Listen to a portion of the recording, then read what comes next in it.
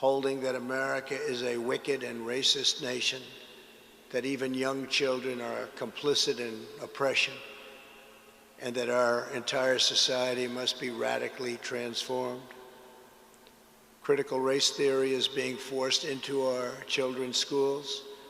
It's being imposed into workplace trainings, and it's being deployed to rip apart friends, neighbors, and families.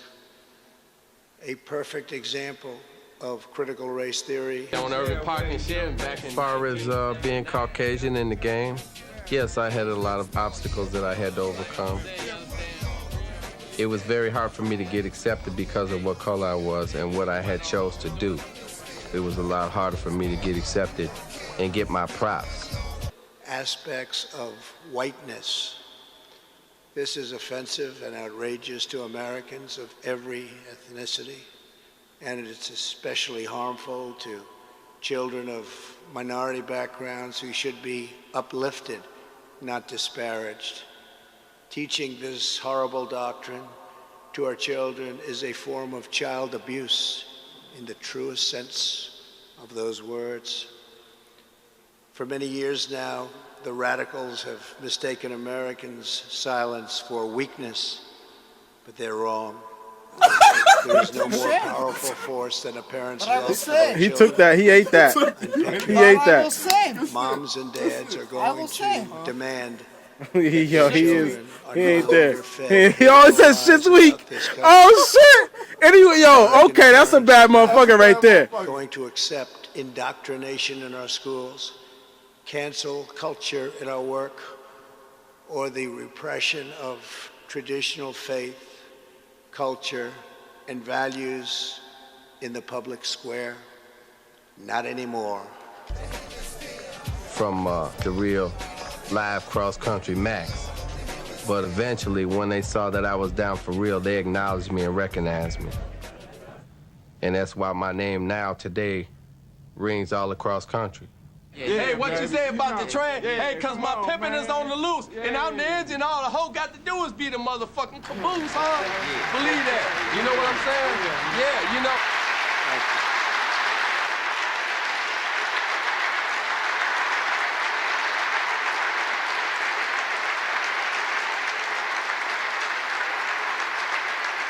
Thank you. Thank you very much. We embrace the vision of Martin Luther King, where children are not judged by the color of their skin, but by the content of their character.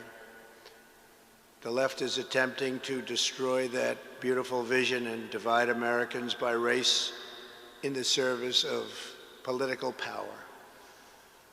By viewing every issue through the lens of race, they want to impose a new segregation, and we must not allow that to happen.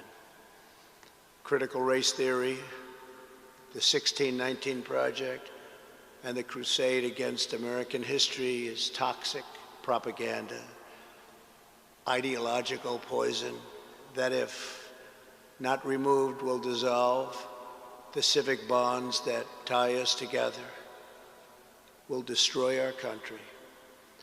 That is why I recently banned trainings in this prejudiced ideology from the federal government and banned it in the strongest manner possible.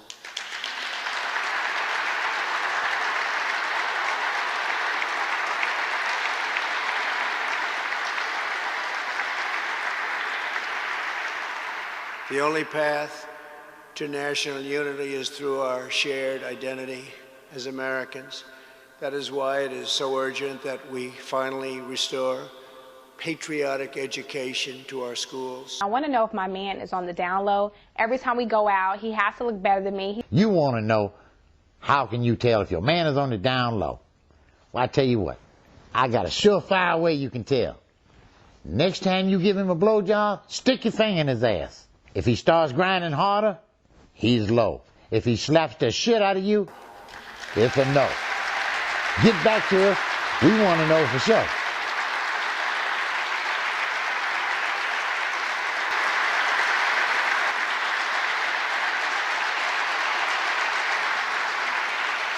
Thank you.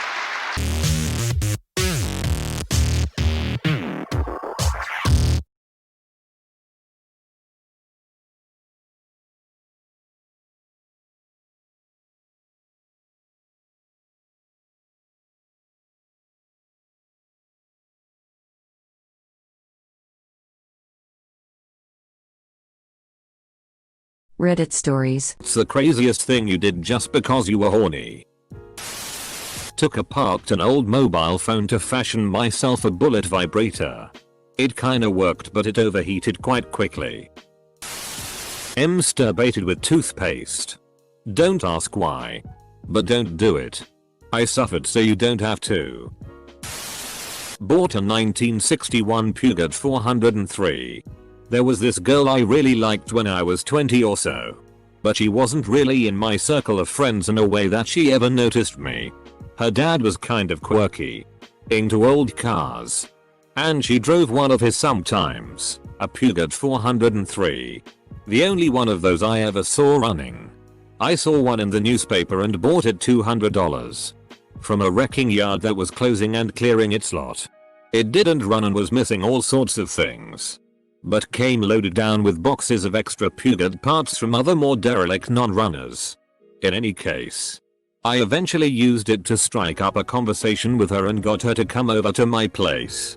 Which was totally awkward and weird. As flop sweat nervous as a horny 20-year-old could be. In any case, the whole thing went nowhere. I moved from town for other reasons a while later and gave her dad the car.